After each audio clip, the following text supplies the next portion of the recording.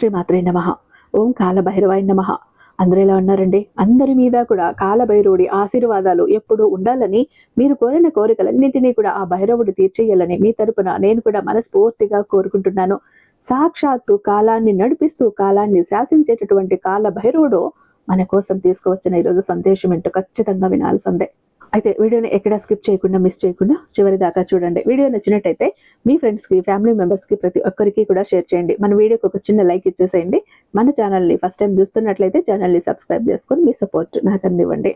అదే చేత్తో హైప్ కూడా చేస్తారని ఆశిస్తూ భావిస్తూ ఉంటాను. ఇక సాక్షాత్తు కాలభైరవుడే మనకు అందించబోతున్న సందేశం ఏంటి, ఏం చెప్పాలనుకుంటున్నారు, ఏం హెచ్చరించాలనుకుంటున్నారు, ఖచ్చితంగా తెలుసుకోవాల్సిందే. అయితే ఈరోజు కాలభైరవుడు ఎలా అంటున్నారండి, బిడ్డ, శబ్దం దృష్టిని ఆకర్షిస్తుంది, మౌనం విధిని సైతం మారుస్తుంది. నువ్వు బాధపడుతున్నావు, అది నాకు తెలుసు. కానీ బాధ అనేది నీకు ప్రత్యేకంగా ఇచ్చిన శిక్ష ఏమీ కాదు. ఇది జీవితం నడిచే విధానం అంతే. ఈ లోకంలో పుట్టిన ప్రతి ప్రాణి ఒక దశలో భారాన్ని మోస్తుంది. ఎవరు మినహాయింపు కాదు, నువ్వు కూడా కాదు. నువ్వు అడుగుతున్నావు, నేను తప్పు చేశానా స్వామి? జీవితం అలా పని చెయ్యదు. నువ్వు మంచి చెడు అని రోజువారీ లెక్కలు ఇక్కడ వెయ్యరు. ఇక్కడ కారణం ఫలితం. అయితే ఒకే ఒక నియమం ఉంది. నువ్వు చేసిన ప్రతి పని కూడా నీ లోపల ఏం మిగులుస్తుందో, ఏ ఆలోచనను బలపరుస్తుందో, నీ స్వభావాన్ని పెంచుతుందో అదే అసలు ఫలితం.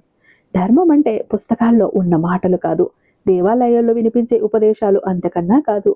నీకు తెలిసిన నిజమని తెలిసిన దాన్ని నీ సౌకర్యం కోసం వదలకపోవటం, నీకు కష్టమైన సరైనది చెయ్యటం, అదే ధర్మం. అంటే ఇక్కడ అధర్మం అంటే పెద్దలు చేసిన పాపాలు కాదు, అలాగే భయంకరమైనటువంటి పనులు కాదు.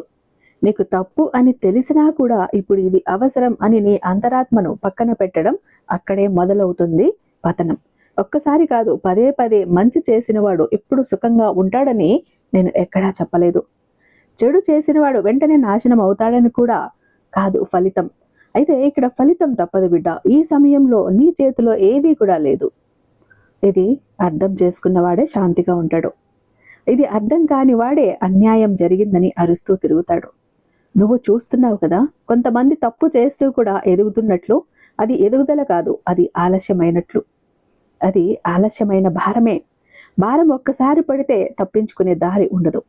అది పైకి కనిపించదు, లోపల మొదలవుతుంది. నెమ్మదిగా నిశ్శబ్దంగా నువ్వు అలసిపోయావు. శరీరం వల్ల కాదు, మనసు వల్ల. చాలా కాలంగా నీ లోపల ఉన్న నిజాన్ని నువ్వే నొక్కి పెట్టేశావు. ఇక చెయ్యక తప్పదు. అందరూ అలా చేస్తారు. ఇది ప్రాక్టికల్గా ఈ మాటలు బయటికి బాగానే ఉంటాయి, కానీ లోపల ఖాళీ పెంచుతాయి. ఆ ఖాళీనే నిన్ను అలసటగా మార్చుతుంది. నువ్వు దేవాలయానికి వచ్చావా, లేదా నన్ను పిలిచావా, లేదా అవి నా స్థాయిని మార్చుపు. నువ్వు ఈరోజు నీ కోపాన్ని ఆపుకున్నావు, నీ స్వార్థాన్ని గుర్తించావా, నీ భయాన్ని అబద్ధాలతో కప్పలేదా? అదే నాకు కావాల్సింది. నీ తప్పులు నీ జీవితాన్ని నిర్ణయించవు. ఆ తప్పుల తర్వాత నువ్వు ఎలా నిలబడతావో అదే నిర్ణయిస్తుంది. పడిపోవటం పతనం కాదు, పడిపోయిన తర్వాత అదే దారిలో కొనసాగటం పతనం. ఇది గుర్తుపెట్టుకో బిడ్డ. నేను నిన్ను నడిపించను, నీ చేత్తో కత్తి పెట్టను, నీ మీద భారం మోపను. నువ్వు వేసే ప్రతి అడుగు వ్యవస్థగా ఉంటాను. నువ్వు ధర్మంలో నిలబడితే బలమవుతాను, నువ్వు అధర్మంలో నడిస్తే ఫలితంగా మారుతాను. నిన్ను కాపాడే పని నేను చెయ్యను, నిన్ను నిలబెట్టే అవకాశం మాత్రమే ఇస్తాను. నువ్వు ఏం ఎంచుకుంటావో అది నీ పని, నేను చూస్తూనే ఉంటాను. ఇంతవరకు చెప్పానా? ఇంకా చెప్పాల్సిన అవసరం లేదు. నువ్వు వినాల్సింది ఇప్పటికే విన్నావు. అర్థం చేసుకున్నావా లేదా అది కూడా ముఖ్యం కాదు. జీవితం అర్థం చేసుకునే వాళ్ళ కోసం ఆగదు. ఇక్కడ నుంచి నీ మీద ఎవరు భారం మోపరు, నీకు ఎవరు కూడా దారి చూపరు. నువ్వు చేసే పని నువ్వే చూస్తావు, దాని ఫలితాన్ని కూడా నువ్వే మోస్తావు. అది విధానం. ఈ సందేశం నీ కంటపడిందంటే నీ అదృష్టం వల్ల కాదు, నీ అనుగ్రహం వల్ల కాదు. ఇది నీ కంటపడింది అంటే అది జరగాల్సింది ఇప్పుడు. మాటలు అవసరం లేదు. నీ రోజు, నీ నిర్ణయాలు, నీ నిశ్శబ్దం, నీ పని అవి మాట్లాడుతున్నాయి. ఇక్కడ అడుగుతున్నాను, నువ్వు నడుస్తున్నావు, వ్యవస్థ పని చేస్తోంది. నేను ఉన్నానని నువ్వు నన్ను నమ్మి ఒక్క అడుగు నువ్వు వేస్తే నీ వైపు 100 అడుగులు నేను వేస్తాను. కానీ ఒక్క మాట గుర్తుపెట్టుకో బిడ్డ, మౌనంగా ఏ సమస్యనైనా పరిష్కరించుకోవాలి. మనమే అన్నిటికీ పరిష్కారం. నా భక్తుడు అంటే అన్నింటినీ ధైర్యంగా ఎదుర్కోవాలి, పోరాడి గెలవాలి. భక్త, నువ్వు ఒక విషయం గమనించటం లేదు. నువ్వు బాధపడుతున్నప్పుడు జీవితం నీకు శత్రువులా అనిపిస్తుంది.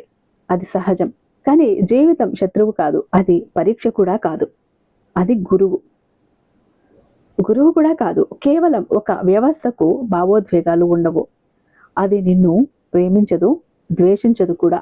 నువ్వు చేసే పనికి అది స్పందిస్తుంది అంతే. నువ్వు ధర్మం అంటే ఎవరో చెప్పిన మంచి మాటలను అనుకుంటున్నావు. అది కాదు ధర్మం అంటే. నీ పరిస్థితి ఎలా ఉన్నా నువ్వు నీ లోపల నిజాన్ని వదలకపోవటం. డబ్బు తక్కువగా ఉన్నప్పుడు కూడా, అవమానం ఎదురైనప్పుడు కూడా, ఎవరూ నీ వైపు నిలబడినప్పుడు కూడా, అప్పుడు నువ్వు ఎంచుకునే దారే నీ ధర్మం. అధర్మం పెద్దగా కనిపించదు. అది ఇప్పుడు ఏం చేస్తాం అనే మాటలోనే ఉంటుంది. ఇది ఒక్కసారి అనే ఆలోచన ఉంటుంది. ఎవరికీ తెలియదు అనే నిశ్చింతలో ఉంటుంది. అది అరుస్తూ రాదు, నెమ్మదిగా అలవాటవుతుంది. అలవాటైన తర్వాత నీ స్వభావం మారుతుంది. నువ్వు మంచి చేసినా ఎందుకు బాధ వస్తుందో ఇప్పుడు అర్థం చేసుకో. మంచి చేయటం వల్ల బయట పరిస్థితులు మారవు, లోపల నువ్వు మారుతావు. ఆ మార్పు, ఆ నేర్పును నీ చుట్టూ ఉన్న ప్రపంచం ఎప్పుడూ కూడా అంగీకరించదు. అందుకే ఘర్షణ. చెడ్డవాళ్ళు ఎందుకు ముందుకు వెళ్ళినట్లు కనిపిస్తారో కూడా ఇదే కారణం. వాళ్లలో ఘర్షణ తక్కువ, అందుకే వేగం ఎక్కువ. కానీ వేగం అంటే దారి కాదు, నిశ్చింత అంటే గమ్యం కాదు. ఇది ఆలస్యమైన భారం మాత్రమే. నువ్వు అలసిపోతున్నావు ఎందుకంటే నువ్వు చెడ్డవాడివి కాదు కాబట్టి. నువ్వు లోపల ఇంకా సరైనది కావాలని కోరుకుంటున్నావు. ఆ కోరికే నీ బరువు, అదే నీ విలువ కూడా. నువ్వు అడుగుతున్నావు కదా, ఎంత తెలిసినా తప్పు మళ్ళీ ఎందుకు చేస్తున్నాను? ఎందుకంటే తెలుసుకోవటం వేరు, స్థిరంగా ఉండటం వేరు. స్థిరత్వం ఒక్క రోజులో రాదు బిడ్డ. అది పడిపోవటం, నిలబడటం, ఈ రెండింటి మధ్య నెమ్మదిగా పుడుతుంది. నువ్వు ఒకరోజు పూర్తిగా మారిపోవాల్సిన అవసరం లేదు. ఈరోజు ఒక అబద్ధం తక్కువ, ఒక కోపం ఆపుకోవటం, ఒక అవసరం లేని హాని చెయ్యకపోవటం, అంతే. అదే ధర్మం ఇక్కడ నేరుగా కనిపించే రూపం. నువ్వు నన్ను గుర్తు పెట్టుకోవాల్సిన అవసరం లేదు, నా పేరు పిలవాల్సిన అవసరం లేదు. నువ్వు చేసే పని నీ లోపల ప్రశాంతత పెంచుతుందా లేదా ఖాళీ పెంచుతుందా? ఈ ఒక్క ప్రశ్న చాలు. జీవితం చివరికి నీ నుంచి గొప్ప సమాధానాలు కోరదు. నువ్వు ఎంత నిజంగా ఉన్నావో అదే చూపిస్తుంది. నువ్వు ఎంత ధైర్యంగా ఉన్నావో కాదు, ఎంత ప్రసిద్ధిగా ఉన్నావో కాదు, ఎంత మోసం చెయ్యకుండా నడిచావో. ఇప్పుడు నువ్వు ఒంటరిగా ఉన్నావు అనిపిస్తే అది భయపడాల్సిన విషయం కాదు. ఒంటరితనం చాలా మందికి శిక్ష, కానీ కొంతమందికి స్పష్టత. స్పష్టత వచ్చినవాడు గందరగోళంలో పడడు. ఇంతే. ఇక్కడితో మాటలు ఆపుతున్నాను. ఇప్పటి నుంచి కూడా నీ నిర్ణయాలు మాట్లాడతాయి. నీ పని మాట్లాడుతుంది, నీ మౌనం కూడా మాట్లాడుతుంది. భక్త, నువ్వు భయాన్ని తప్పుగా అర్థం చేసుకున్నావు. భయం వచ్చింది అంటే నువ్వు బలహీనుడివి అనుకుంటున్నావు. కాదు, భయం అంటే నీ లోపల ఇంకా ఏదో మిగిలి ఉందని అర్థం. ఏమీ పట్టించుకొని వాడికి భయం ఉండదు. అందుకే భయం పూర్తిగా పోవాలని కోరుకోవద్దు. అది పోతే జాగ్రత్త కూడా పోతుంది. నువ్వు కాలం గురించి ఆలోచిస్తున్నావు. ఇంతకాలం ఇప్పుడైనా మారుతుందా? నా వంతు ఎప్పుడు వస్తుంది? కాలం ఎవరికి సమాధానం ఇవ్వదు. అది అడిగే వాళ్ల కోసం ఆగదు. అది వేచి చూసే వాళ్లను కూడా పట్టించుకోదు. కాలం తన పని తాను చేసుకుంటూ పోతుంది. నువ్వు చెయ్యాల్సింది కాలంతో పోటీ కాదు, కాలంలో నిలబడటం. భక్త, నువ్వు ఒకటి గుర్తుపెట్టుకో, కాలం మారుతుందని కాదు, మనిషి అలవాటు పడతాడు. అలవాటు పడిన వాడే బతుకుతాడు. అలవాటు పడలేని వాడు కాలాన్ని నిందిస్తాడు. నువ్వు మరణం గురించి కూడా ఆలోచిస్తున్నావు. అది భయంగా అనిపిస్తుంది. అది సహజం. కానీ మరణం నీ శత్రువు కాదు. అది నువ్వు గడువు గుర్తు చేసే విషయం. గడువు తెలిసిన వాడే అవసరం లేని పండ్లు వదిలేస్తాడు. అవసరం లేని ద్వేషం, అవసరం లేని అహంకారం లేని పోటీ. నువ్వు బతకటం నేర్చుకోవాలంటే ముందు వదిలేయటం నేర్చుకోవాలి.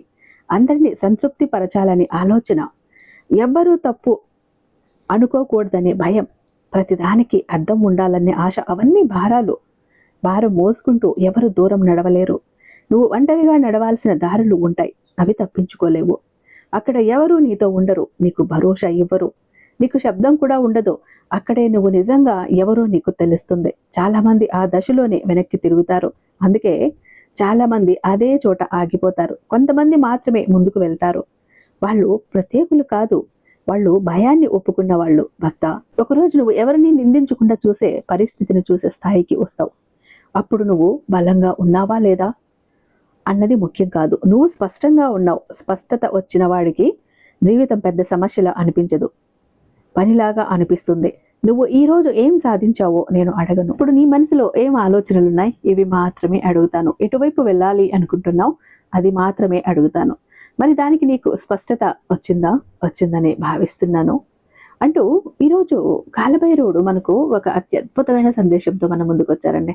ఐ హోప్ ఈ వీడియో మీకు నచ్చే ఉందని భావిస్తున్నాను. రేపు ఇంకొక సందేశంతో మీ ముందుంటాను. అంతటిదాకా సర్వేజన సుఖినో భవంతు.